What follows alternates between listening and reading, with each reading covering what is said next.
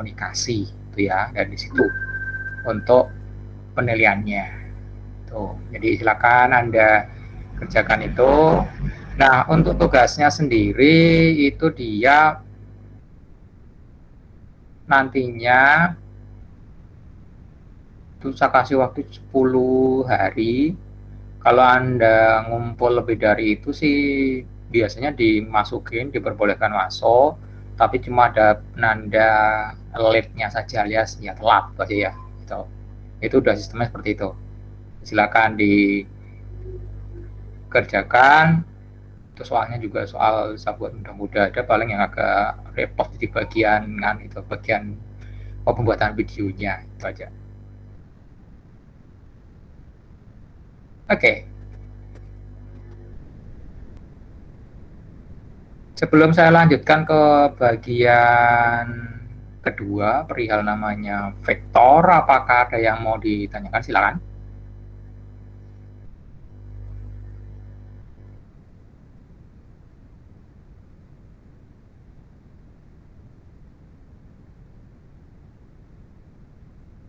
Kalau tidak ada, saya mulai untuk pembahasan yang kedua, itu namanya vektor. Oke.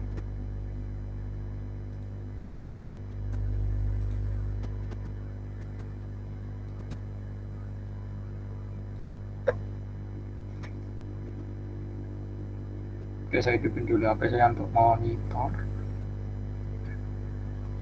Ini.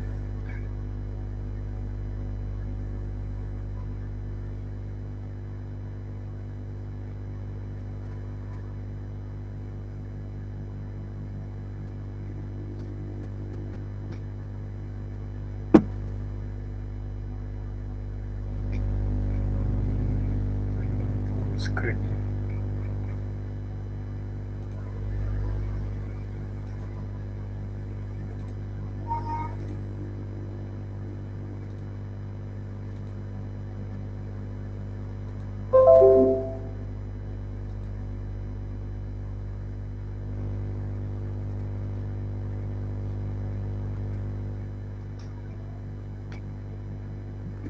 Oke. Sekarang kita akan mulai. Oke, vektor. Nah, vektor ini saya rasa Anda juga sudah paham seperti apa vektor.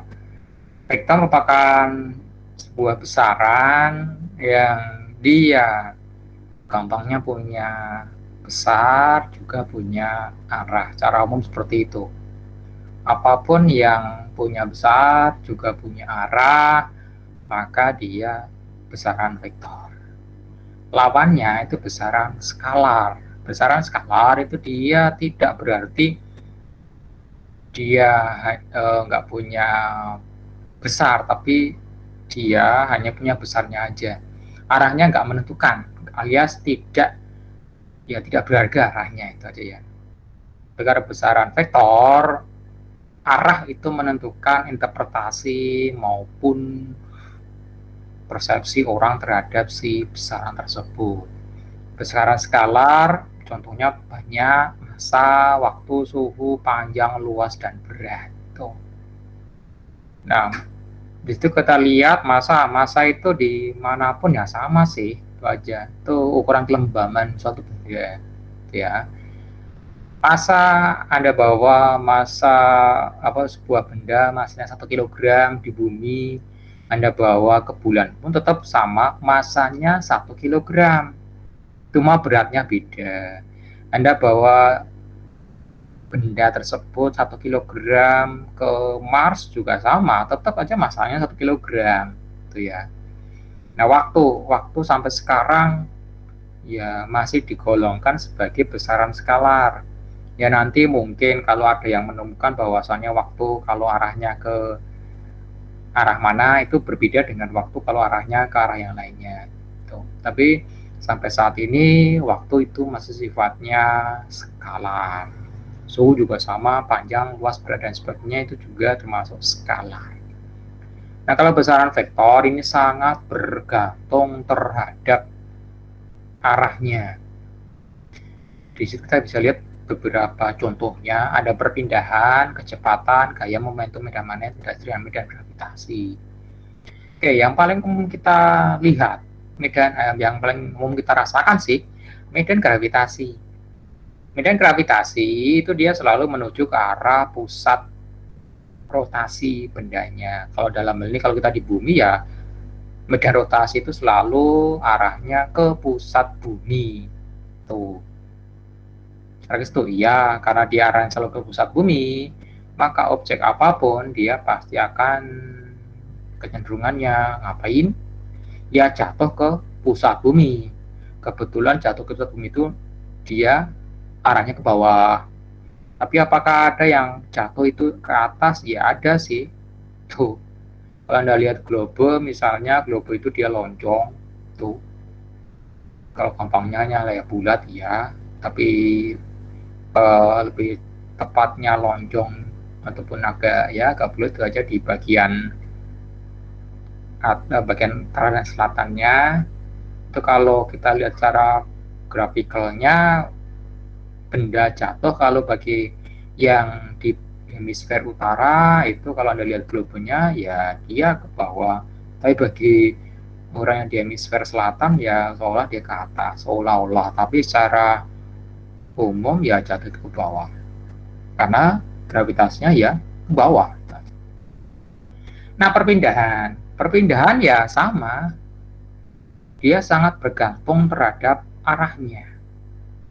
Misal Anda disuruh pindah ke kiri 1 meter, Anda malah pindah ke belakang 1 meter, salah. Karena yang menyuruh Anda itu pindahnya besarnya 1 meter, arahnya ke kanan. Tapi Anda pindahnya besarnya 1 meter, tetapi arahnya ke belakang. Nah, itu. Jadi kalau vektor itu dia besar dan arahnya sangat menentukan validitas daripada besaran tersebut. Kecepatan, gaya, dan sebagainya juga dia termasuk vektor. Tuh, jadi besar sangat menentukan persepsi ataupun validitas daripada si satuannya.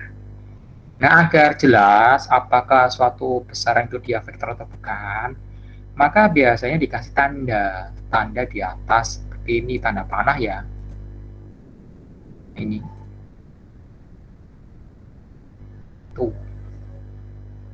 Jadi tanda panah itu dia menyatakan bahwa itu ada arahnya.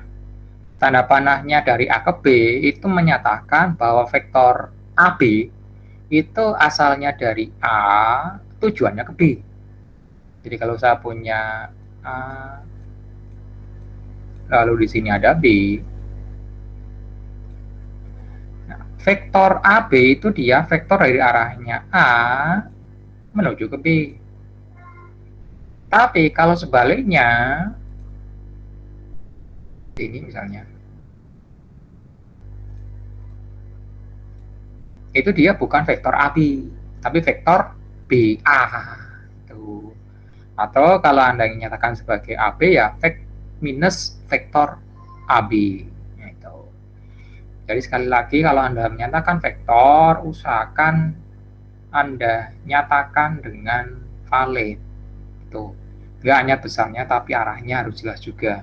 Baik arah asalnya sampai ke tujuannya. Nah itu.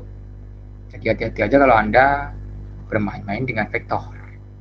Nah kalau di elektro ya nanti kebanyakan mainnya juga vektor, tapi ya nggak terlalu situ aja ya. Tuh. Kalau di informatika itu lebih banyak emang mainannya vektor. Tuh. Nah, di dalam pictorialnya atau graphical presentation daripada sebuah vektor, ya gampang sih, Anda tinggal garis lurus, dikasih panah, itu aja. Lalu Anda bedakan panjangnya. Cuma itu aja sih, nggak ada yang lainnya. Contoh, kalau saya buat ini, apa bedanya? Kalau saya buat ini mewakili vektor kecepatan 2 meter per sekon, maka kalau saya menyatakan vektor 4 meter per sekon, ya harus lebih panjang dari ini. Tuh, contoh di bawah ini valid, valid. Karena yang 2 meter per sekon itu seperti atas itu.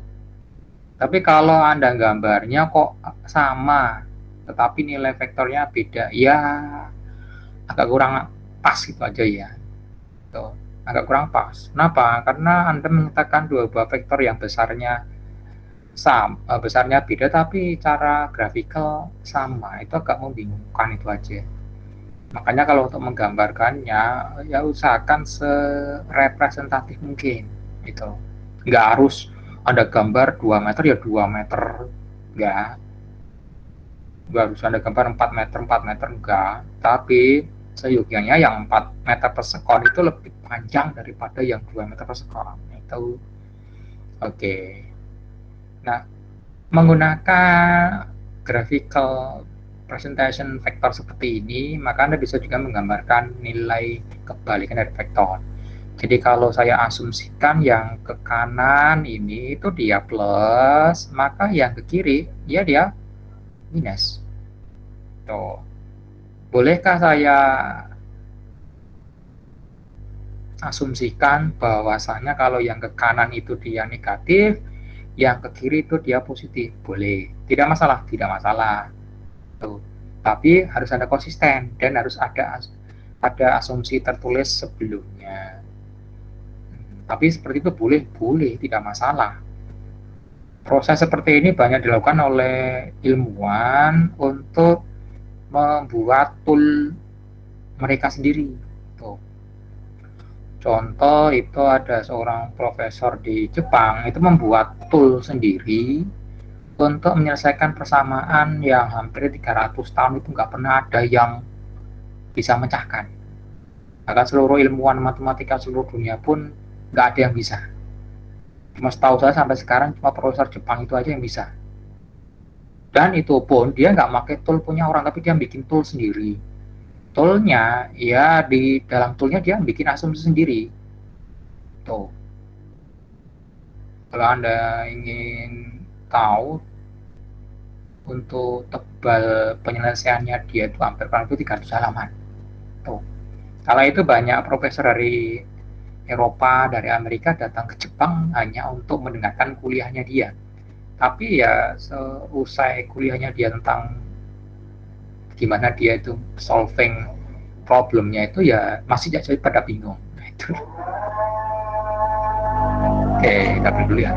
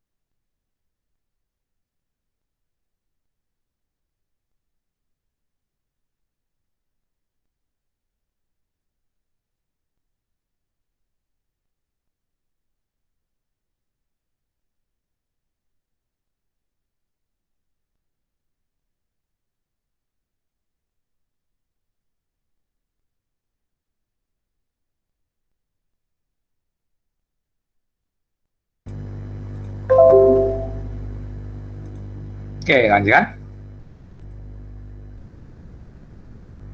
Nah, vektor sama seperti besaran skalar ya, dia bisa dioperasikan penjumlahan, lalu pengurangan, lalu nanti ada namanya operasi perkalian. Oke. Nah, penjumlahan vektor bisa dia graphical seperti itu, ataupun ya numerical Anda dengan mempergunakan yaitu dekomposisi vektor. Nah, kita lihat yang pertama. Anda menjumlahkan vektor secara grafis, itu cara paling mudah itu aja. Jadi Anda tinggal menyambungkan vektor yang kedua, asalnya, jadi asal vektor yang kedua Anda sambungkan dengan akhir daripada vektor yang pertama. Terus awal vektor yang ketiga Anda sambungkan dengan akhir vektor yang kedua, dan seterusnya. Lalu dari situ Anda akan dapatkan resultannya. Resultan kalau vektor itu dia hanya dihitung dari titik awal, anggap aja di titik A, sampai titik akhir, anggap aja kasih titik namanya Z. Tuh, ini vektor resultannya, saya kasih vektor R. Nah, itu ya. Tuh. Jadi vektor itu dia hanya peduli awal dan akhirnya. Tuh. Dia nggak peduli dia seperti apa kurvanya, seperti apa rutenya dan sebagainya. Yang dia lihat itu hanya bagian awal dan akhirnya saja. Itu ya, itu vektor seperti itu. Jadi kalau nanti misalnya ternyata itu asalnya dari A, lalu dia bergerak dengan ya boleh katakan random, misalnya seperti ini gerakannya, lalu kok akhirnya si A juga di A juga misalnya, maka ya vektornya besarnya berapa, ada yang tahu. Kalau titik awalnya si vektor itu dia sama dengan titik akhirnya si vektor, berarti besarnya berapa vektor tersebut? Silakan.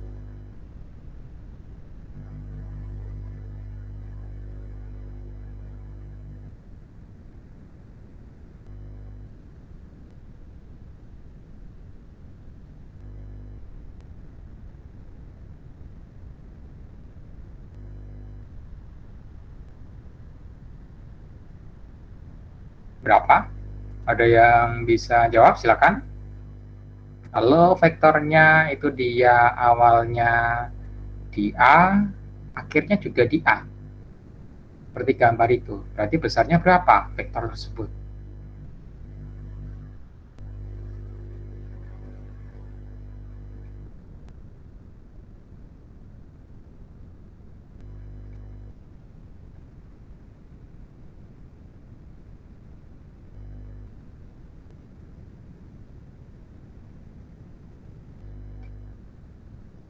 Oke, kalau gitu saya panggil saja satu.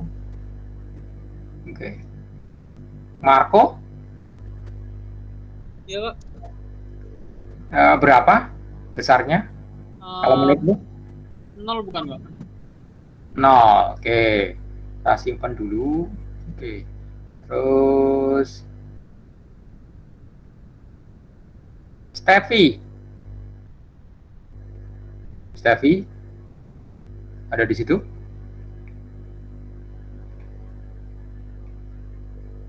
Oke, gak ada. Nah, saya lanjut ke yang cewek lagi.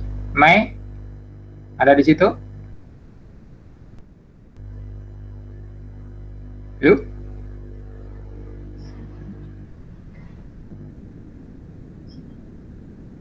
Satu. berapa besarnya? Lalu vektornya awalnya di titik A, lalu akhirnya di titik A juga. Berapa besarnya? Besar vektornya?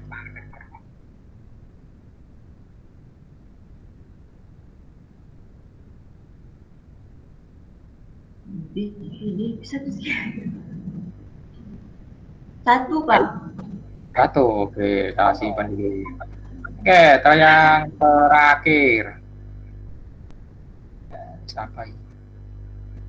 Ya, Andre. Andre, Ya, Pak. berapa besarnya? 1. 1. Oke.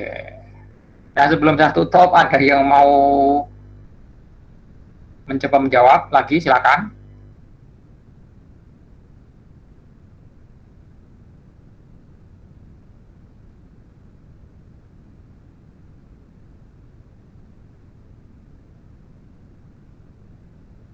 Oke, kalau tidak ada saya tutup. Oke. Nah, tadi saya bilang bahwasannya kalau untuk sebuah vektor, dia hanya peduli awal dan akhirnya. Tuh. Jadi dia nggak bakal melihat seperti apa yang dilaluinya. Jadi kalau titik awalnya di situ, misalnya, terus titik akhirnya juga di situ, berarti dia ngapain? Ya dia nggak kemana-mana. Itu berarti dia nggak bergerak, dia nggak berpindah. Berarti besarnya berapa? Ya 0, itu aja. Dia nggak melakukan apa-apa. Tuh, cara vektorial seperti itu. Ya, contoh ini sangat umum Anda temui. Contoh seorang sales. Seorang sales itu biasanya dia pagi hari misalnya ada di satu kota, misalnya di kantornya, lalu dia muter-muter ke toko-toko gitu di kota lain misalnya, lalu habis sore dia kembali lagi situ. Ya secara vektorial sih dia tetap sama aja di situ itu aja, nggak ada namanya besarnya yang dilakukan. Tapi kalau Anda lihat yang ini, saya kasih yang ini segini muter-muter nggak karuan itu dia effortnya itu nggak dihitung. Vektor seperti itu ya dia memang agak kejam situ aja sih. Lalu yang muter-muter nggak karuan itu dihitung apa? Itu skalar, tuh skalar ya.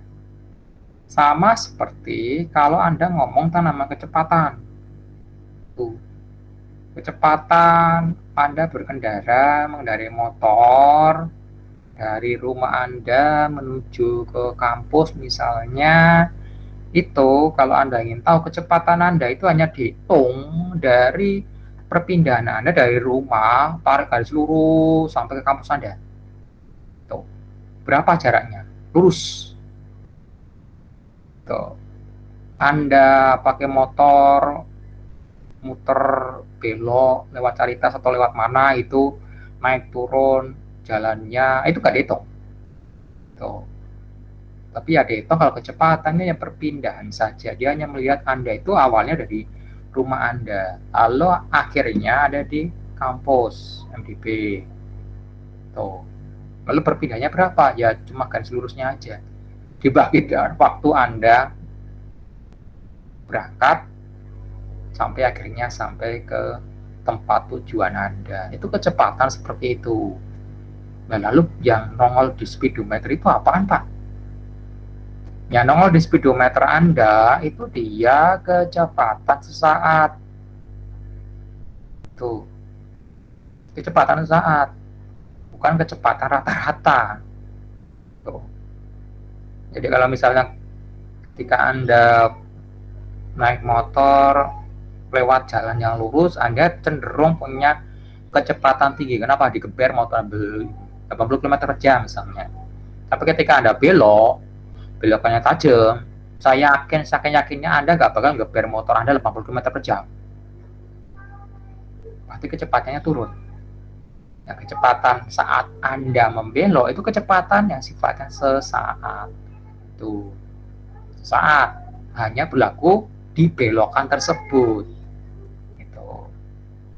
Jadi yang Anda lihat di speedometer Anda, entah Anda pakai mobil, entah Anda pakai motor, entah Anda pakai apapun, pokoknya yang ada speedonya itu aja. Itu kecepatan sesaatnya. Kalau kecepatan rata-rata gimana, Pak? Kecepatan rata-ratanya ya Anda harus hitung sendiri. Tuh. Ya, itu konsepnya seperti itu. Jadi jangan dikira yang dilihatin oleh alat ukur Anda itu sesuatu yang valid untuk Anda pakai dengan rentang waktu yang lama. Belum tentu. Karena kebanyakan alat ukur apapun itu hanya menunjukkan nilai sesaatnya.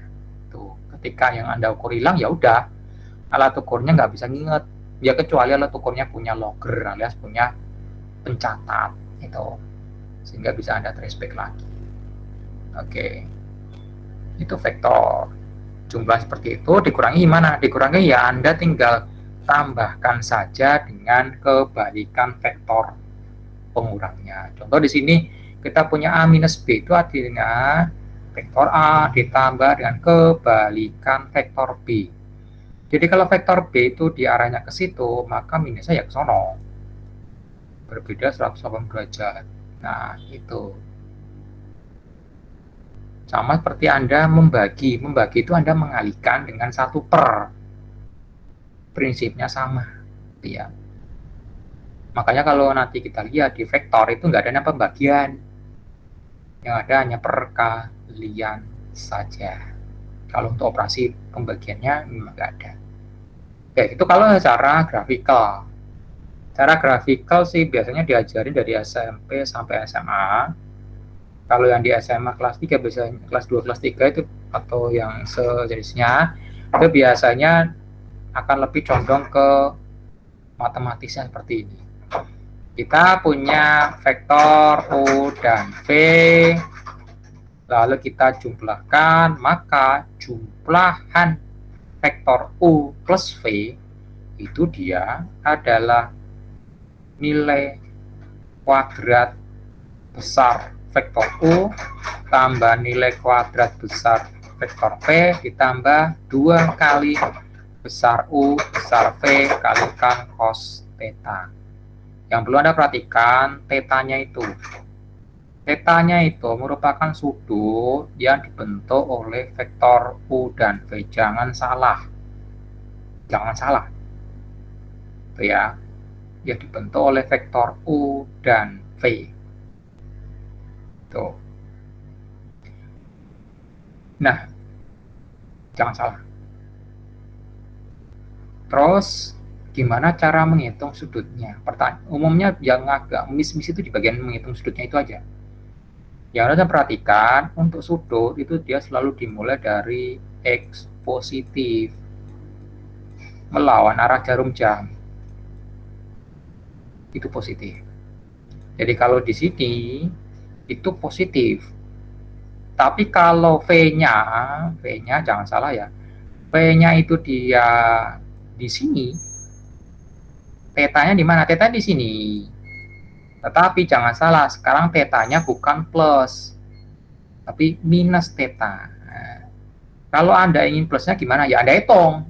Mulai dari sini muter melawan arah jarum jam sampai ke situ. Itulah sudutnya kalau Anda ingin ambil positifnya. Apakah boleh dipakai positifnya? Boleh.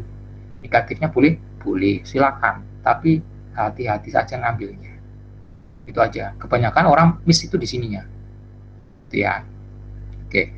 Untuk perumusannya minus sama persis seperti positif, nggak ada bedanya sama sekali. Oh. Cuma yang perlu Anda perhatikan ya ini aja. Tetanya itu aja ambil dengan valid, jangan salah. Anda salah ngambil tetanya bubar jalan itu hasil kalkulasi Anda. Nah itu. Oke. Nah, vektor itu dia merupakan gabungan dari beberapa besaran. Itu ya. Bisa 1, bisa 2, bisa 3, bisa banyak banget itu aja. Yang biasanya digambarin itu ada resultannya saja. Tuh. Makanya untuk mengetahui komponen vektor resultannya menjadi komponen dalam arah sumbu X, Z maupun Z-nya, kalau Anda dalam plane 3 dimensi, maka kita perlu melakukan yaitu dekomposisi vektor. Yang paling mudah kita ambil yaitu dalam vektor 2 dimensi. Ada X, ada Z. Tuh. Sudut vektornya itu selalu diambil dari arah sumbu X positif melawan arah jarum jam atau counterclockwise. Tuh. Nah, kalau kita punya sebuah vektor dengan namanya A itu dengan sudut theta terhadap sumbu X positif, maka kita bisa menguraikan si A ini menjadi komponennya dalam arah sumbu X dan dalam arah sumbu Z. Nah, untuk menghitung komponen X dan Z-nya, maka kita pergunakan rumus paling dasar dari matematika, rumus Pythagoras, trigonometri standar. Pythagoras menyatakan bahwasannya, misalnya di sini saya kasih Y ya, lalu di sini kasih X, lalu di situ ada R. Tuh, bahwa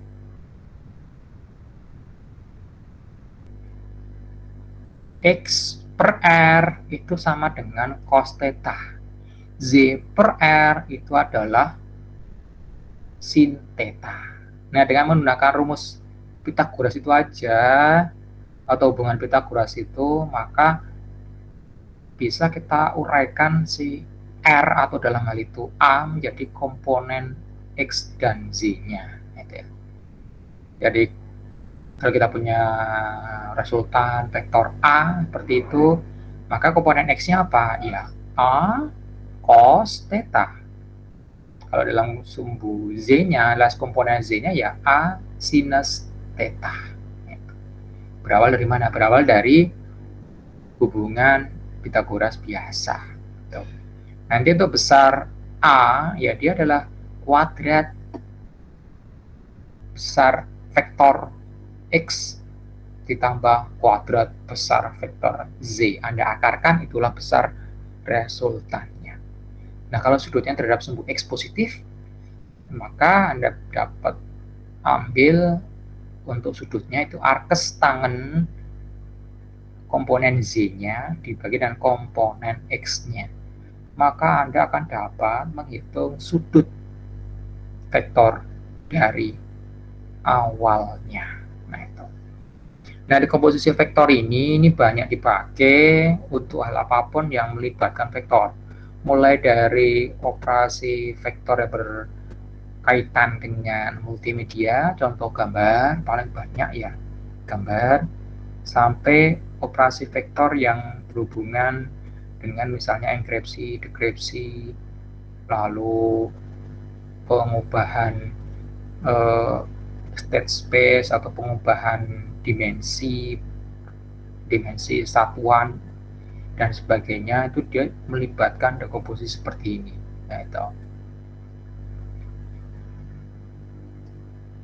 Nah, perumusan dasarnya juga ada yang berbeda, hanya ini saja. Kalau Anda paham ini, maka vektor apapun gampang menguraikan dan kalkulasi hasilnya, entah mau ditambah mau dikurang, itu nggak masalah selama Anda pegang yang ini aja. Nah, itu oke.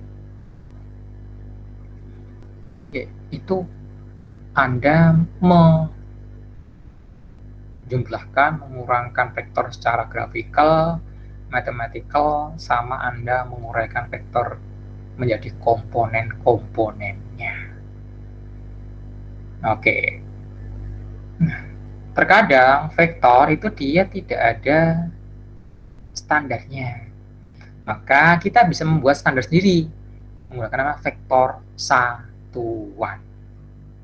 Vektor satuan itu mau Anda buat satu satuan vektor di dalam grafik saya itu mewakili 5 cm di dunia real, ya silakan, nggak masalah.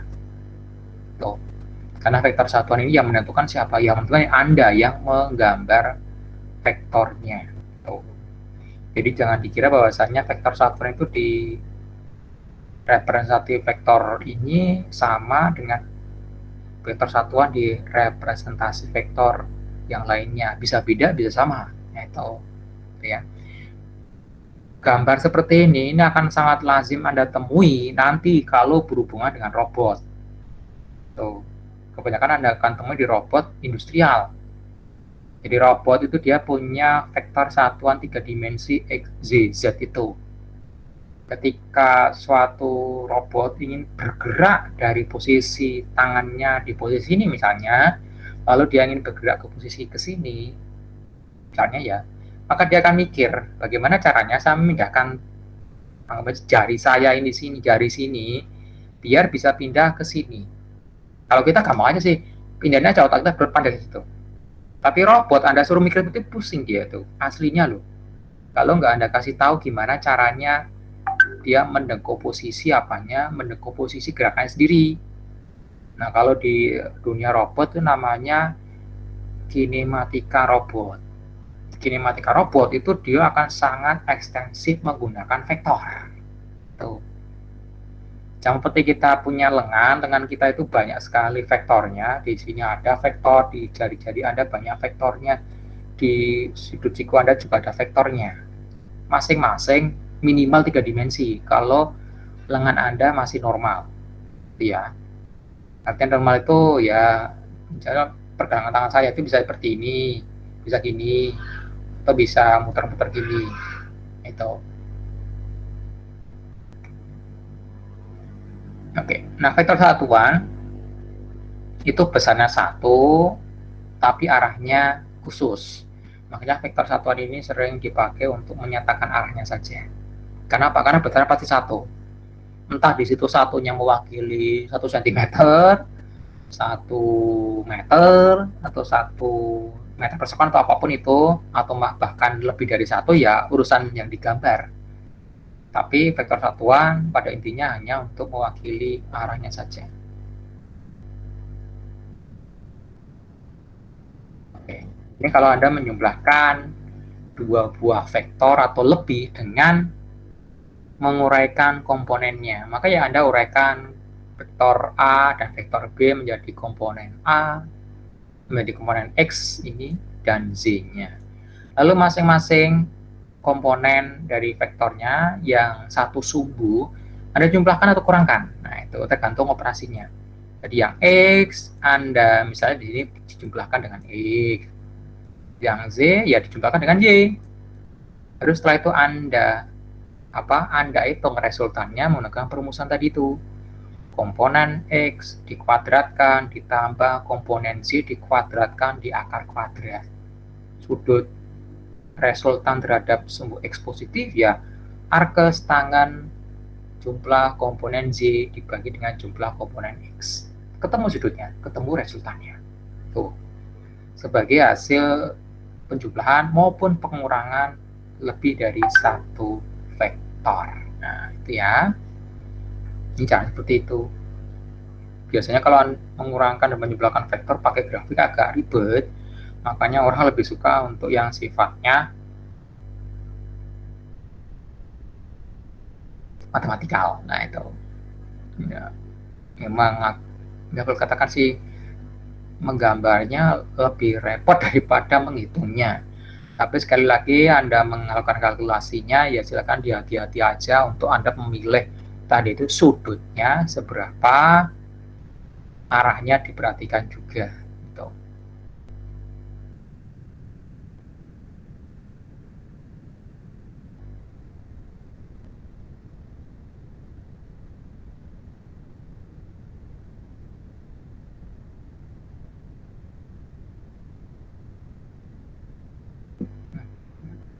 Oh ini, oke.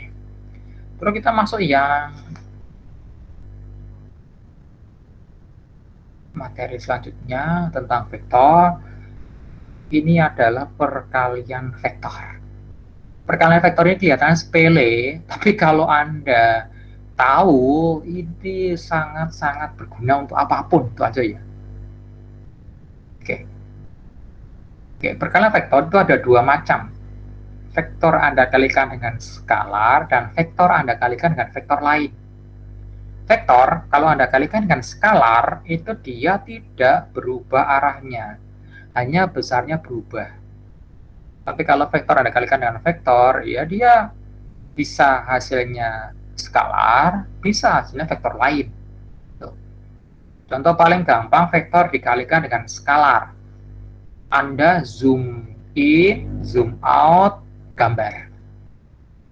Gambar itu vektor 2 dimensi, ada X, width, ada Z, height. Setiap posisi 0,0, 0,1 dan seterusnya itu ada nilainya. Nilainya apa? Pikselnya. Anggap aja gambarnya hitam putih ya. Hitam putih berarti hitam putih itu dia berarti cuma ada hitam atau putih. Itu aja. Berarti kalau nggak 0 ya 1, gampangnya begitu aja. Berarti misalnya 0,0 nilainya 0, 0,1 pikselnya 1 dan seterusnya.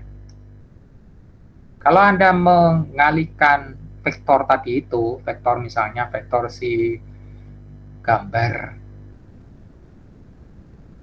tadi itu yang cuma hitam putih, Anda kalikan dengan suatu misalnya suatu faktor skala yang dia juga skalar, nggak ada arahnya juga, cuma angka biasa, numerical biasa, ya sama saja seperti Anda ngezoom in maupun ngezoom out si gambar tadi itu. Ini prinsip dasar orang melakukan manipulasi gambar, video atau apapun itu. Karena semuanya bisa dianggap sebagai vektor 2 dimensi, itu minimal itu. Ya. Nah, kalau operasi yang lebih kompleks lagi, yaitu vektor Anda kalikan dengan vektor.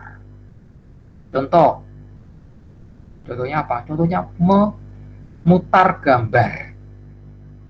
Memutar gambar, kalau Anda ingin tahu, itu dia ada vektor khususnya. Vektor khususnya namanya vektor rotasi. Tuh. Jadi menggunakan vektor rotasi ini, Anda bisa memutar gambar itu sekehendak Anda. Tuh, sekehendak Anda dengan masih mempertahankan bentuk asli gambarnya. Gitu. Ini basic operation secara matematikal kalau di dunia multimedia. Tuh, jadi Anda melihat efek-efek multimedia misalnya gambar ataupun video itu diputar-putar ke kawan, itu dia aslinya cuma perkalian vektor saja. Bisa vektor kalikan skalar, bisa vektor kalikan vektor. Kalau zoom in, zoom out itu cuma vektor kalikan skalar. Kalau Anda ada rotasi, ada skew, ada rotation dan sebagainya, baik rotasinya 3 dimensi maupun 2 dimensi, skew-nya misalnya gambarnya Anda itu kotak seperti ini, tiba-tiba ada miring seperti ini misalnya, itu skew, itu dia perkalian vektor kalikan vektor. Ya, perkalian vektor sendiri ada 2 macam, dot dan cross. Kalau dot itu dia hasilnya skalar, yang dihitung cos sudut antar vektornya. Nah, kalau cross ini hasilnya vektor baru, ya, yang diambil adalah nilai sinusnya. Nah, itu. Ini contoh kalau Anda ingin menggunakan vektor skalar, vektor satuan untuk mengalihkan vektor dot. Nah, dot karena dia cos. Kalau cos itu gampang. Kalau satu sumbu nilainya 1. Kalau lain sumbu 0, selesai. Contoh di sini. I dot I sama-sama di sumbu E. Ya 1. Ya kok 1 dari mana, Pak? I dot I itu berarti Anda menghitung komponen yang berada di sumbu X. Misalnya, Anda punya vektor, misal gambar ini sumbu X, lalu ini sumbu Z misalnya, lalu ada vektor seperti itu. Kita anggap itu yang ini ya. Terus kita uraikan, berarti ini ada vektor untuk yang pertama, anggap aja di X1 misalnya, bisa kasih namanya vektor 1. Lalu saya ada vektor lain, misalnya saya kasih gambar warnanya ini, misalnya itu vektornya ya. Berarti vektor yang kedua ini saya kasih nama vektor R2. Berarti dia punya komponen sumbu X. Saya kasih nama sebesar itu X2. Nah, misalnya itu. X1 dan X2 itu sejajar. Berarti saling berimpitan di sumbu X. Sudutnya berapa? Sudutnya 0. Nah, karena dot itu dia menggunakan cos 0 berapa? Ya 1. Cos 0 ya 1. Maka I dot I ya 1 hasilnya. Nggak ada sudutnya, nggak ada sama sekali sudutnya. J juga J dot J sama 1, K dot K juga sama 1. Lalu kalau Anda ngedotin antara yang horizontal dan yang vertikal, ya hasilnya 0. Kenapa? Karena sudutnya 90 derajat. Cos 90 derajat berapa? Ya 0. Tuh. Ya. Itulah kenapa kalau Anda mengalihkan vektor secara dot, itu hasilnya skalar. Karena dia hanya menghitung yang vektornya berimpitan saja. I dengan I, J dengan J, K dengan K. Selesai. Nah, kalau yang cross ini Anda silakan pergunakan yang ini. Pergunakan lingkaran itu untuk menentukan hasil perkaliannya. Itu ya. Contoh, misalnya kita punya vektor A, itu ada I di X, J, dan K, lalu B juga sama, ada BX, BJ, BY, dan BZ. Maka kalau kita crosskan A cross B, kita dapatkan seperti ini. Dibentuk dalam bentuk matriks ya.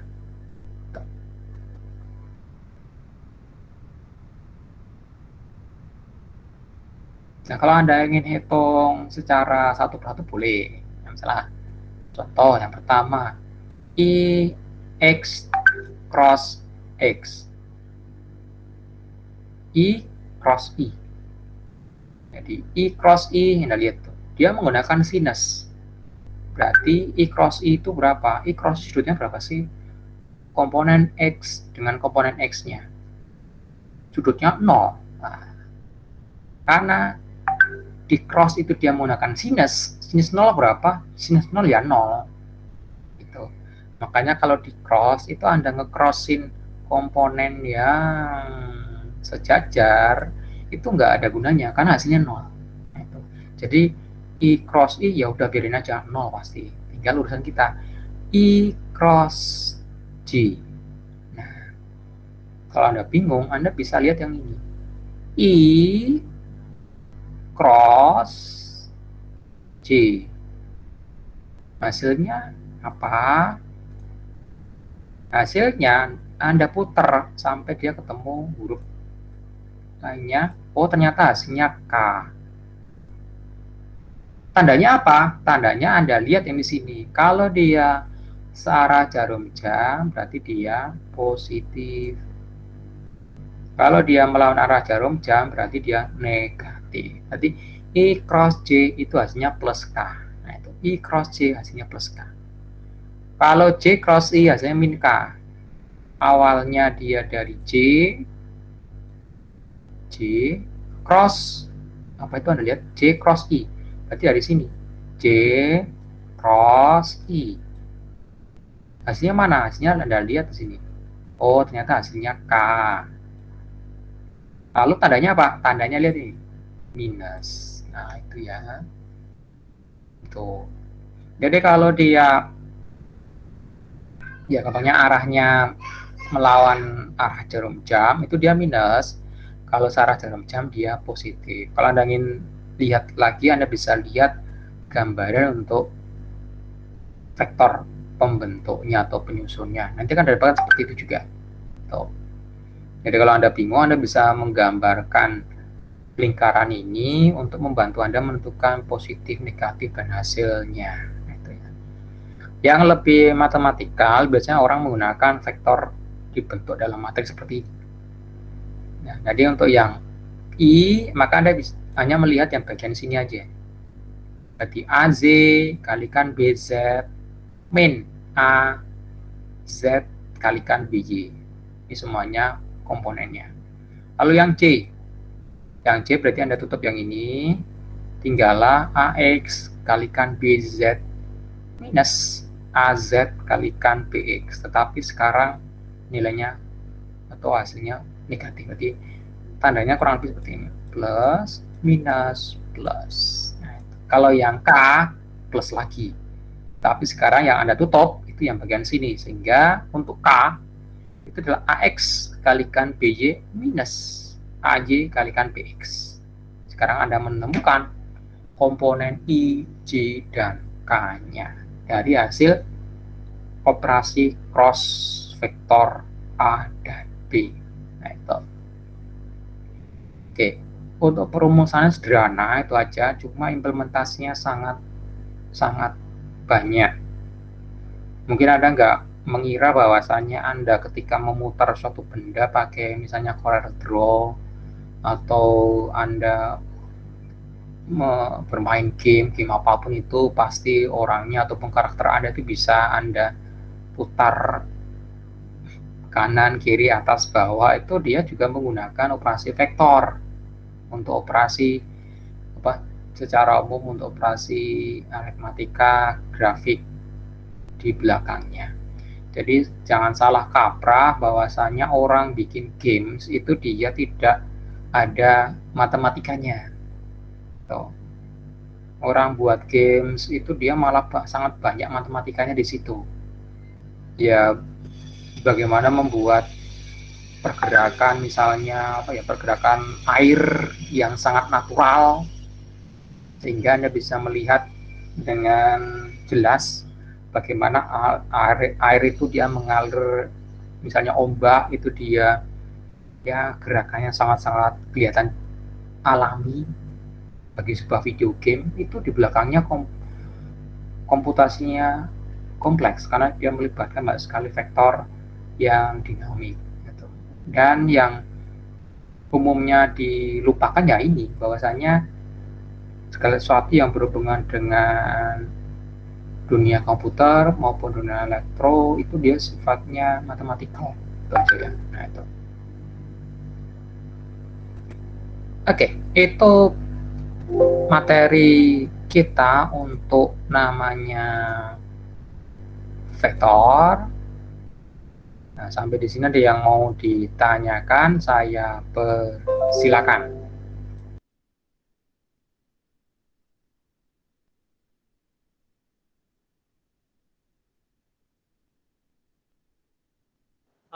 Pak, itu yang untuk perkalian cross itu rumusnya kayak rumus matriks ya, Pak?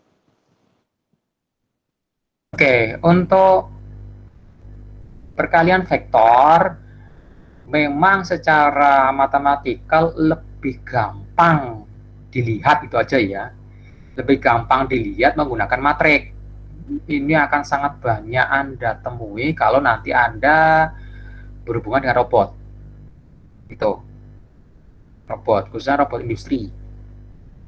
Oke, jadi menuliskannya secara matematikal Anda bisa menuliskan panjang kayak tadi itu, I dalam kurung bla bla bla plus I, J dalam kurung bla bla plus Z atau plus K dalam kurung bla bla. Bisa boleh seperti itu. Tapi kalau Anda punya komponen yang sangat banyak, otomatis nulisnya seperti itu sangat-sangat tidak efisien, itu aja. Makanya untuk menuliskannya lebih efisien dan gampang dimengerti, untuk apapun yang bisa dibuat dalam bentuk matriks, maka umumnya itu di fisika maupun di ilmu lainnya itu dibuatkan dalam matriks. Itu biar lebih gampang nulisnya, dan ya kalau kami sih lebih gampang menjelaskannya seperti itu. Nah, seperti itu ya. Jadi Anda nuliskan matriknya boleh, silakan, nggak masalah.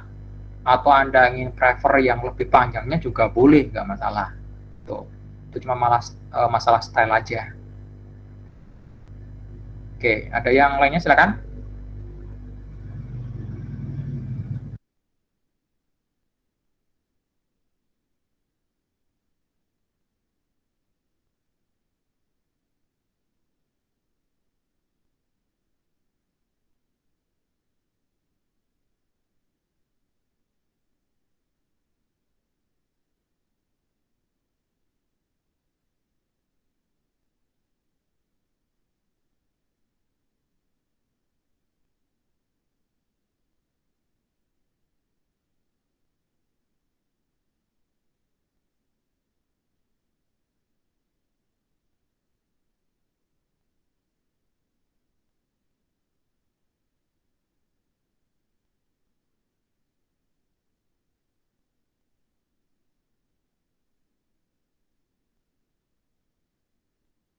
Ada yang lain? Silakan.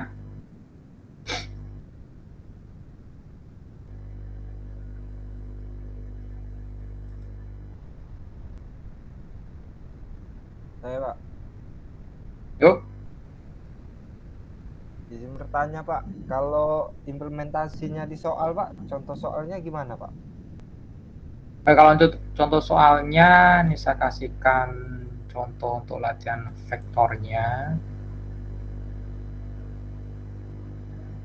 Udah saya upload di Spawn belum ya? Ntar saya lihat dulu.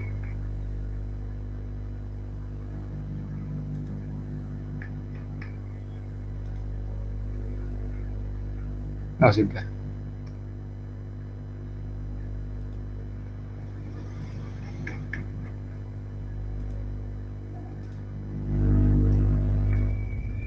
Oke, itu sudah saya uploadkan untuk contoh latihan soalnya. Kita lihat ya.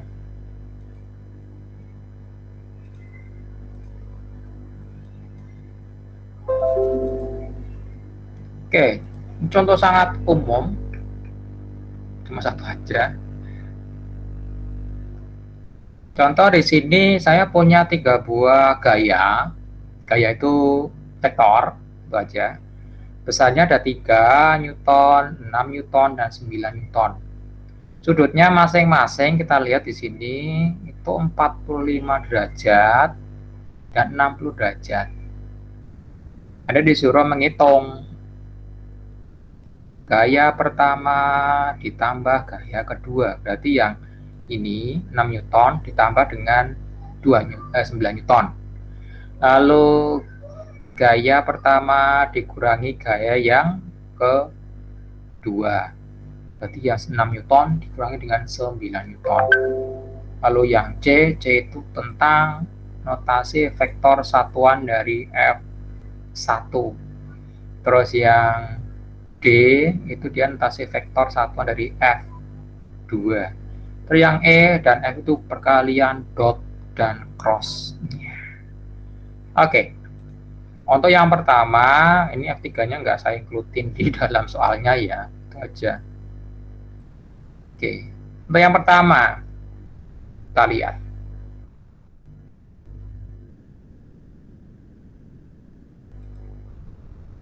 Di situ Anda disuruh menjumlahkan antara gaya pertama F1 dengan gaya kedua F2.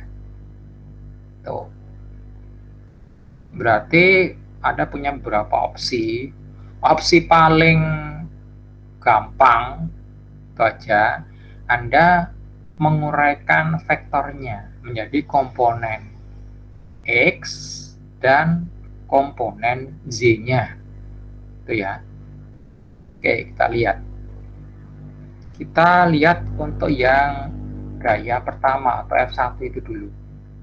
F1 itu dia sebesar 6 Newton.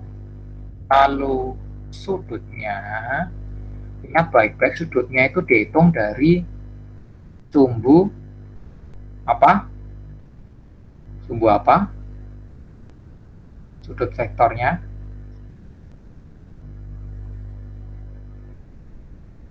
Dihitung dari sumbu X positif. Jangan salah, itu aja. Takutnya nanti Anda salah interpretasi untuk sudut di vektor itu selalu Anda selalu Anda dasarkan atau ambil basisnya itu dia dari sumbu X positif, jangan lainnya, ya. Nah, di dunia kita di soal ini sumbu X positif itu dia itu adalah sumbu horizontal. Nah, kalau saya gambarkan seperti ini sih. Ini dia X positif. Yang ke sana itu dia X negatif. Ya, asumsinya seperti itu di soal ini. Nah, kita ambil asumsi yang general saja. Perkara nantinya Anda mau pakai asumsi lain silakan, nggak masalah. Asalkan Anda tuliskan asumsi Anda di soal ini. Terus untuk sumbu lainnya biasanya ya umumnya orang anggap seperti ini, bahwa yang ke atas itu dia adalah Y positif, lalu yang ke bawah itu dia Y negatif. Asumsinya seperti itu. Kalau Anda mau balik silakan, boleh, tapi harus konsisten di kalkulasi Anda. Tuh. Oke, sudutnya kita lihat di situ 45 derajat. Oke, 45 derajat. Ternyata dengan F2. Nah, F2 itu ternyata dia sudutnya berapa dengan sumbu X positif? Berapa? Sudut vektor F2. Sudutnya dengan sumbu X positif berapa? Sudutnya? Silakan.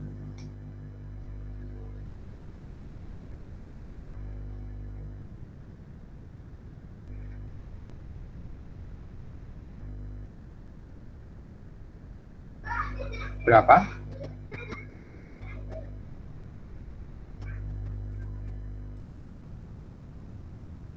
Jadi silakan lihat baik-baik yang ini. Sumbu X itu adalah sumbu yang horizontal, sumbu Y ya sumbu vertikal. Kalau kita lihat si F2 itu ya udah rebahan di situ aja. Tuh.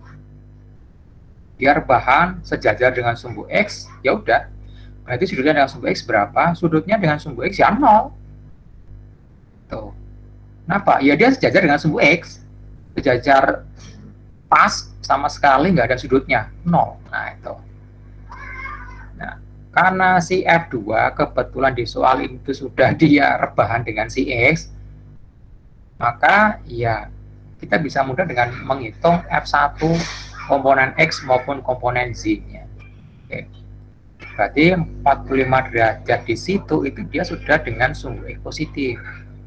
Jadi kita bisa tulis biar lebih jelas itu dengan sumbu X positif. Sudah jelas di situ. Oke. Terus yang gaya kedua itu 9 Newton. Nah, sekarang sudutnya berapa? Ya tadi sudutnya 0 derajat.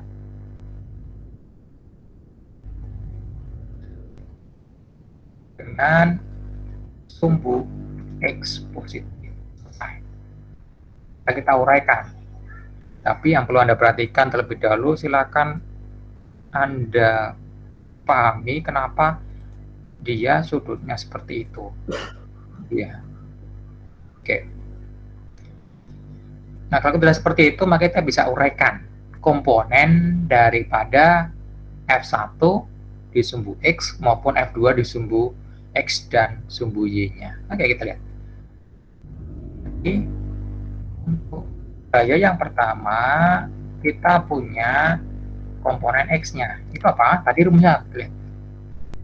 Rumusnya adalah komponen cos dari si F1 tadi. F1 dikali cos sudutnya. Saya kasih di situ sama theta. Berarti F1-nya berapa? 6 kali cos berapa derajat dengan sumbu X positif 45 derajat. Apakah bisa Anda hitung? Terus silahkan dihitung. Kalau mau dibikin seperti itu biarin aja, nggak masalah. Oke, itu untuk yang komponen X-nya. Untuk komponen Z-nya gimana? Ya komponen sinusnya. Dari mana? Dari si gaya pertama. Di F1 sinus θ-nya. Kita punya berapa? 6 kali sin 45.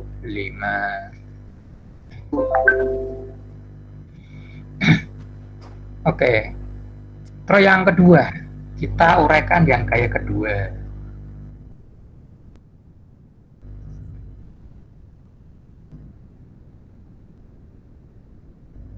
Oke. Gaya kedua, dia aslinya juga punya dua komponen. Ada di sumbu X sebesar berapa? Gaya kedua dikalikan dengan cos theta untuk yang sudut untuk gaya yang F2 itu. Berarti apa? F2-nya berapa? 9 Newton dikalikan cos sudutnya berapa? Bukan 45 tetapi 0 derajat itu. Nah, sekarang yang komponen Z-nya berarti ya sama F2 kali sin θ-nya, θ sudut untuk F2 itu ya terhadap sumbu X. Berarti 9 dikali sinus. Itu komponennya. Ini komponen X, ini komponen X. Ini komponen Z, ini komponen Z. Nah, berarti kalau kita lihat di situ A, resultannya. Tadi dinamakan vektor X, itu adalah vektor F1 ditambah vektor F2. Tuh. Anda bisa menambahkannya part by part alias persumbu Anda jumlahkan. Berarti kalau saya hitung, ini berarti resultan untuk F1 ditambah dengan F2 besarnya, saya kasih di situ dia rumus absolutnya, itu dia adalah akar kuadrat. Saya kasih aja tanda square root. Square root itu akar kuadrat ya. Berarti apa? F1x ya kuadrat apa?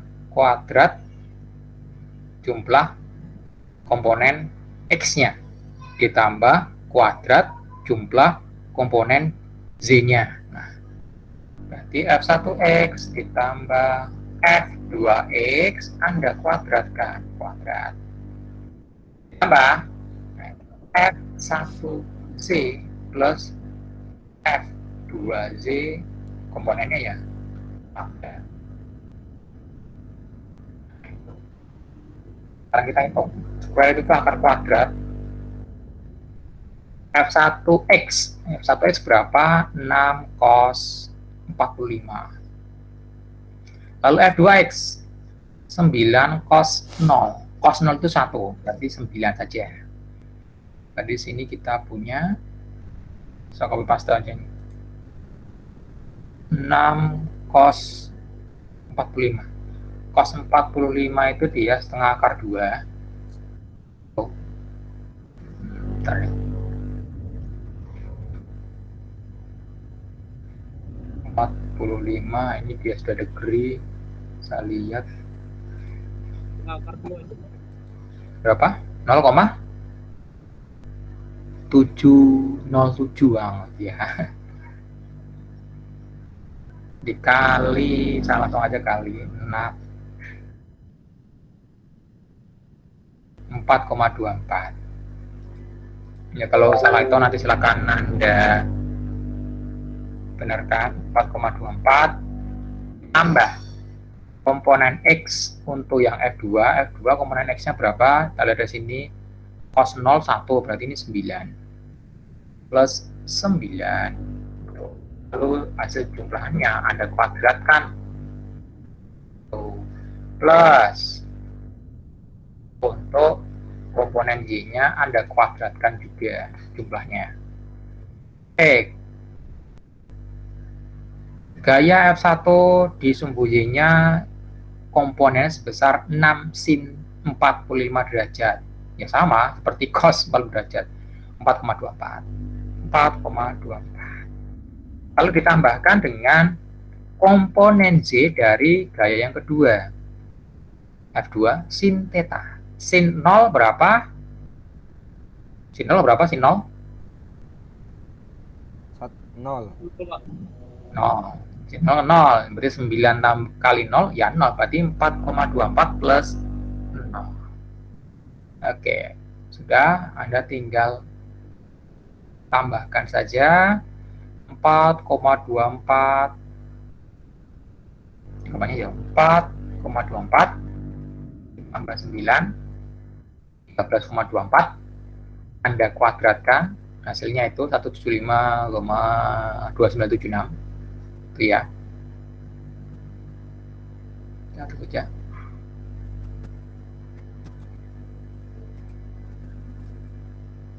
Saya copy aja itu.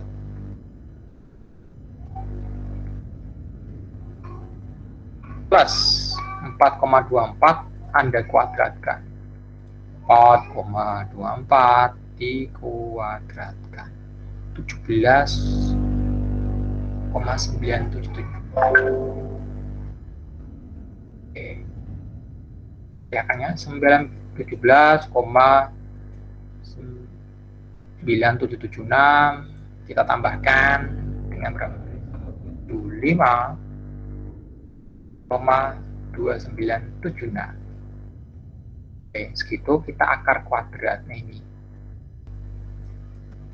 Ternyata 13,9 sekian, 13,9 Newton. Nah, itu besarnya, itu ya. Lalu sudutnya berapa? Ingat, sudutnya sudut X dengan sumbu X positif, di sudut vektor X, ini vektor X ya, dengan sumbu X positif, sini karena semuanya basisnya dari sumbu X positif, itu dia adalah apa? Arcus tangen. Jadi komponen Z dibagi dengan komponen X. Kita lihat arcus tangen. Arcus tangen itu kalau dalam kalkulator Anda bisa tangen min 1 ya. Oke, kestangan jumlah komponen Z-nya berapa? Kita lihat 4,24. Ya. 4,24 dibagi jumlah komponen X-nya ini 4,24, yang ini berapa? 9. Ya, berarti berapa? 13,24. Satu sini 4,24 plus 9. Akan dihitung berapa ya? Arcus tangan 4,24 dibagi 13,24. Nanti Anda akan dapatkan sudutnya. Kita lihat ya. Oke, kita lihat. Saya clear aja dulu ini. 4,24 bagi 13,24. Geometrinya ini ada nggak ya? Bentar.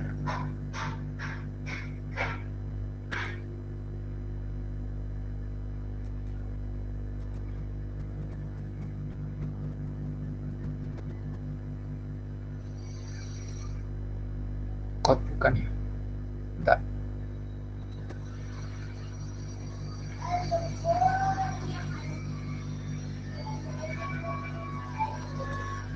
Sampai saintifik.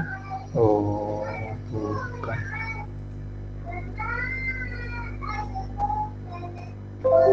Bentar, tanya dulu. Arcus tangan berarti 4,24 dibagi 13,24. 24. Nah, itu. Oh, bukan. 0,3099 radian. Tinggal Anda ubah aja ke sudut, itu ya. Tuh. Kalau di kalkulator Anda biasanya ada rumus tangan min 1 sama seperti itu.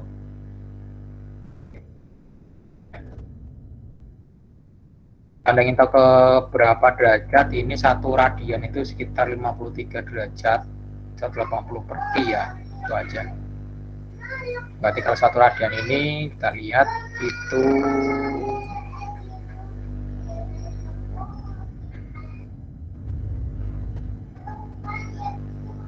paste 1 pi radian, dan 1 radian itu 180 derajat dibagi dengan pi, pi-nya 3,14. Tuh, 1 radian. Berarti kalau Anda ingin tahu itu berapa derajat, yaitu dikalikan dengan berapa? 180 dibagi dengan kalau baca pi di sini pi. Nah, sekitar itu 17,75 derajat terhadap sumbu X positif. Oke, benarkah itu? Saya balikin lagi ya. 17,75. Tangannya berapa? 0,32. Iya, benar. Tuh. 17,75. Tangan pangkat 0. Di situ tangan pangkat 0 ya. Oke. Nanti ini kalau derajat ya 17, berapa tadi? 76 derajat terhadap sumbu X positif.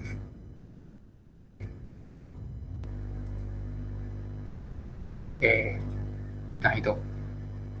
Nah, untuk vektor selisihnya bisa Anda hitung menggunakan seperti ini juga, nggak ada masalah, sama saja.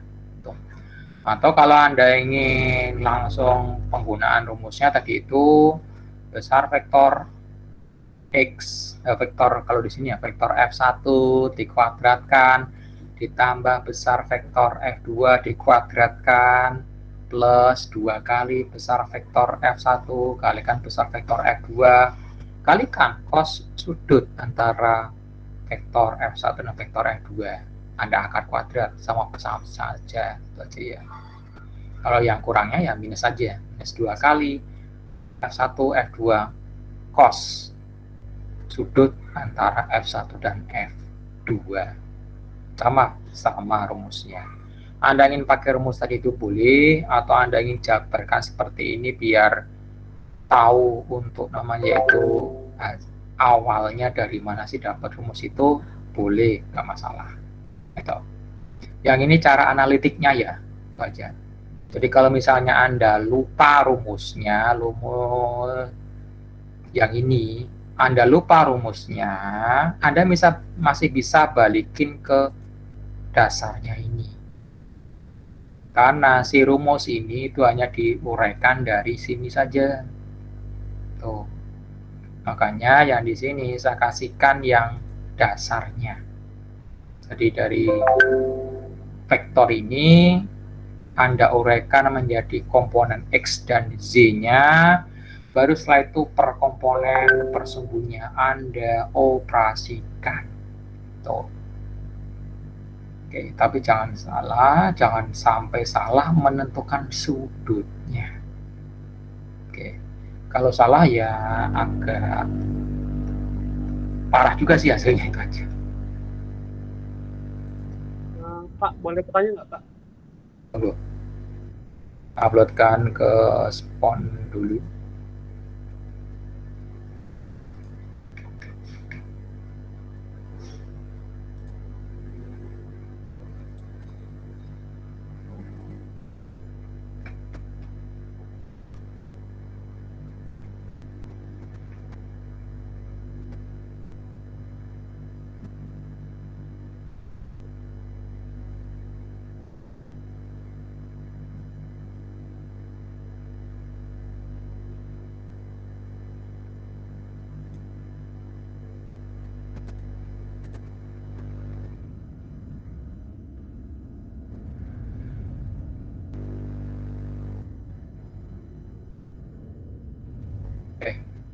berusaha bahkan silakan Anda lihat di situ. Untuk yang selisih dan yang lainnya silakan Anda coba solve sendiri. Nanti kalau ada kesulitan nanti silakan ditanyakan di grup WA-nya. Untuk nanti kita bahas ataupun saya jawab di situ. Oke. Terus untuk kontrak kuliahnya jangan lupa itu silakan ditandatangani baik yang hari Senin ini maupun yang Sabtu. Silakan dari wakil mahasiswa dua orang ya. Oke. Karena ini nanti akan dikumpulkan ke bagian administrasi untuk kelengkapan administrasi perkuliahan ini. Gitu. Saya tunggu sampai nanti sore, silakan diisi untuk kedua file ini, yang kontrak Sabtu sama yang kontrak kuliah hari Senin. Oke? Permisi Pak, nggak boleh bertanya nggak, Pak? Tentang yang tadi. Gimana? Tentang yang tadi Pak. Itu kan 6 kali kos 45 kan 3 Pak. Gimana? Kalau di kan 6 kali kos 45 tadi kan Pak tulis 4,24. Ya. Nah, kalau ditetepin tetap akar jadi 3 akar 2 juga boleh nggak? Soalnya kalau 3 akar 2 Nggak masalah, nggak masalah. Nggak masalah. Kalau Anda mau, iya, nggak masalah. Kalau Anda mau tuliskan 3 akar 2 boleh, silakan, nggak masalah, itu aja. Itu cuma masalah representasi aja. isinya beda. Ya. Hasilnya sama persis, itu aja sih. Itu aja. Cuma kalau Anda di ujian, Anda boleh pakai kalkulator, boleh, silakan, nggak masalah, itu aja. Oke. Beda. Gimana? Pak tulis tadi kan 4,42 itu pas dipangkatin jadi sekitar 17, berapa itu. Nah, kalau tetap 3,2 hasilnya tetap 18 kan? Pas. Bentar, ini salah hitung atau enggak saya? Bentar. Ini 6 cos 45. Saya hitung dulu ya. 6 cos itu dikali berapa tadi? 6. 4,24, iya, oke. Terus dikuadratkan ya tadi itu?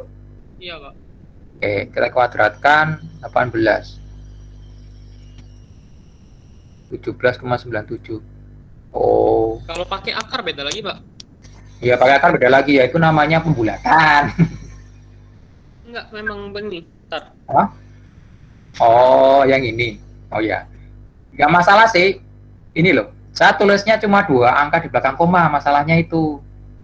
Kalau Anda pakai kalkulator, Anda mau tuliskan sepanjang ini boleh, nggak masalah. Baca ya. Kalau kayak gini? Akar gitu. Nggak masalah. Itu karena hasilnya ya seperti itu juga. Saya cuma tuliskan di sini, kalau Anda lihat itu cuma 2 angka itu aja loh. Cuma 2 angka desimal itu aja. Kalau Anda lihat di file doc yang tadi saya masukkan, itu kalau Anda lihat kan di sini, nah hasil, bentar, salah ya, 45 cos, nah itu dikalikan 6. Oke. Nah, tadi saya nulisnya cuma 4,24. Oke, bukan sepanjang ini, bukan. Anda mau nulis sepanjang ini boleh, silakan. Nggak masalah. Anda tulis misalnya tadi 3 akar 2 boleh, silakan. Nggak masalah. Ya. Tuh, kalau ini Anda kuadratkan, iya nanti hasilnya 18, benar pas 18. Kalau tadi saya cuma 2,42, saya kuadratkan. Ini salah. 2,4, salah. 2,42. Oke. Saya kuadratkan. Ini 2,42. Oke, kita kuadratkan. bukan 2,4, berapa? 4,24. Nah, itu. Kebetulan di sini kalau dilihat di doc-nya itu saya tuliskan cuma 4,24. Tuh, 4,24. Kalau saya kuadratkan hasilnya ya saya tulis 17,9776. Boleh, tidak masalah. Tuh, kenapa? Karena saya tuliskan di situ 4,24. Anda tuliskan 4,24 panjang sekali itu boleh, tidak masalah. Ya. Nah, di sini Anda melihat apa? Melihat kemarin kita lihat teori pengukuran. Di sinilah Anda lihat sendiri. Oke. Jadi di sinilah Anda lihat sendiri seperti apa kalau Anda menggunakan, kemarin kita udah bahas di pertemuan pertama itu teori pengukuran. Nah, itu. Oke, Anda tuliskan di sini 4,24 saja, tidak masalah. Tuh ya. Tapi lihat konsekuensinya di belakang. Pasti hasil Anda tidak bakal pas. Tuh, tapi mendekati. Apakah salah? Enggak salah. Enggak salah, ya. Enggak salah. Oke. Anda menuliskan 4,24 sekian. Contoh, tadi itu 45 cos. Tuh. Anda kalikan dengan 6. Anda tuliskan 4,24264. Boleh, silakan. Nggak masalah. Tuh. Atau tadi Anda tuliskan sesuai dengan ya gaya Anda biar nggak terlalu ribet menghitungnya. 3/2 boleh, tidak masalah. Ya. Nah, nanti akan kelihatan di hasil akhirnya. Hasil akhirnya akan ngapain? Akan menyimpang. Menyimpang itu bukan berarti salah loh. Jadi tolong dipahami bahwasannya saya nggak akan ngitung secara plek harus segini plek, enggak. Jadi mungkin nggak tahu, sering saya temui itu kebanyakan itu menilainya kalau hal semacam ini itu ngitungnya dari hasil akhirnya aja. Misalnya harus akhirnya 18, harus akhirnya enggak harus. Ketika Anda hanya menuliskan seperti saya 4,24, kok dipaksa harus 18? Ya enggak yang bisa juga. Gitu loh. Oke. Kalau tadi Anda nulisnya 3/2, hasilnya setelah Anda kalikan pas 18, ya harus pas 18. Kenapa? Karena Anda nuliskan 3/2. Itu ya. Tuh. Jadi jangan itu dianggap sesuatu yang salah saja. Karena kalau Anda sudah bisa menyampaikan, Pak, punya saya tulis seperti ini, kalau di hasil akhirnya seperti itu, iya emang benar hasil Anda. Tuh. Oke, jadi Anda mau tulis satu angka belakang koma, silahkan, nggak masalah. Cuma konsekuensinya nanti harap diperhatikan di belakang bahwasannya itu nilainya bisa bisa tidak terlalu presisi. Nah, itu. Oke. Jadi jelas ya? Jelas, Pak. Oke. Jadi jangan Anda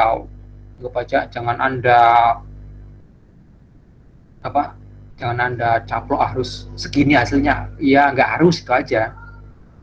Ini juga bisa memperlihatkan bahwasannya kalau Anda menghitung itu perhatikan baik-baik cara Anda menuliskan hasilnya, itu aja sih. Hasil seperti ini boleh, tidak masalah. Yang harusnya sepanjang itu. Anda mau menuliskan sepanjang ini mau? Mau? Tidak, Pak. Nah, itu. Anda mau menuliskan sepanjang ini mau, nggak masalah. Nanti Anda copy paste seperti ini. Tanya ya Anda tuliskan di sini panjang itu boleh tidak masalah. Itu aja. Nggak masalah. Tuh. Jadi yang kalau di perkuliahan yang diutamakan itu cara berpikir Anda. Iya. Boleh di hasil akhirnya itu agak berbeda dengan apanya idealnya, tetapi masih dalam batas toleransinya. Nah itu karena apa? Karena di dunia ini nggak ada yang ideal, itu aja. Itu. Nah kalau nanti Anda belajar elektronika, elektro khususnya, itu Anda kan banyak ketemu hal semacam ini loh. Tuh, ada toleransi yang di teorinya harusnya pas bener itu aja. Tetapi ketika Anda implementasikan, kok ada kurangnya ya? Kok ada lebihnya ya? Nah itu. Nah yang Anda jadikan patokan untuk mengatakan bahwasannya, oh hasil saya ini valid, hasil saya ini agak kurang valid, itu apanya? Error rate persennya. Itu. Contoh dia Anda hasilnya berapa tadi? 18 pas. Gitu. Oke. Nah, saya hasilnya kalau pakai ini 17,76. Berapa persen errornya? 0,24. Itu dari 18 berapa persennya? Nah, itu yang nantinya akan menjadi, oh alat ukur Anda itu dia cuma sekian persen loh presisinya. Oh alat ukur ini bagus. Kenapa? Karena bisa error rate-nya cuma 1%, ada yang 0,5%. Contoh tadi berapa? 18, kalau dibandingin ya 17,76. Oh gitu, 18. Berapa persen tuh? Kalikan 100.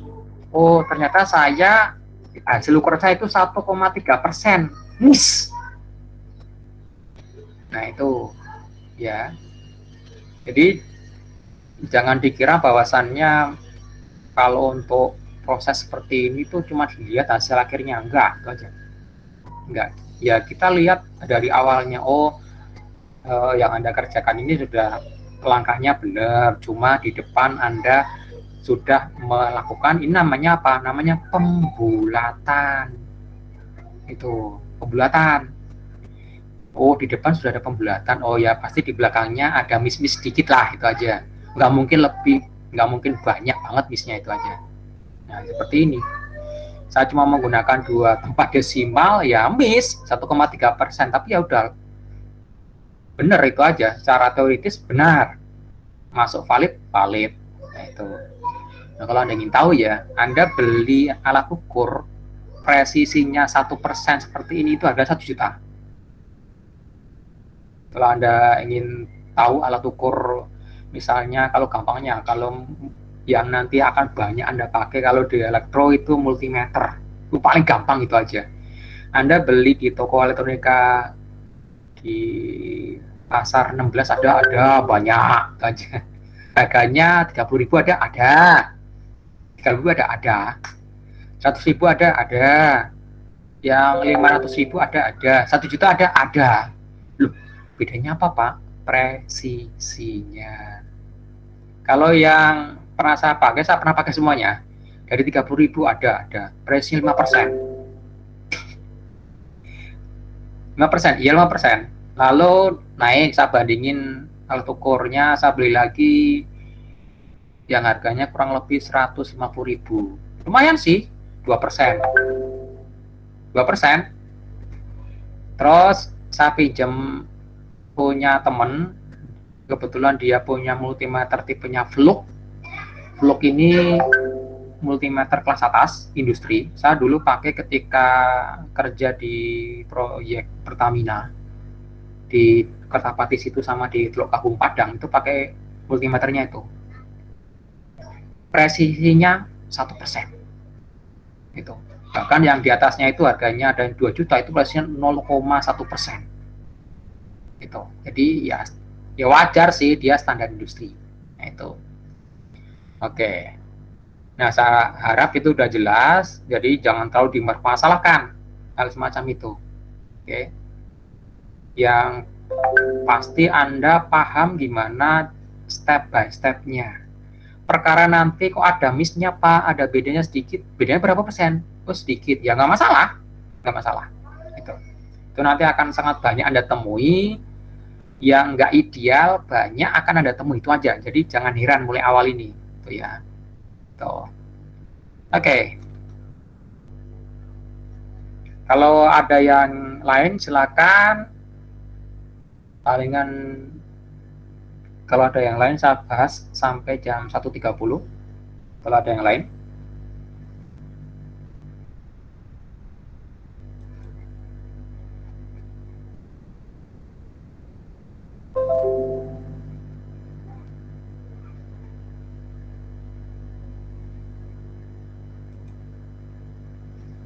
Oke, untuk yang ini apakah sudah bisa dipahami?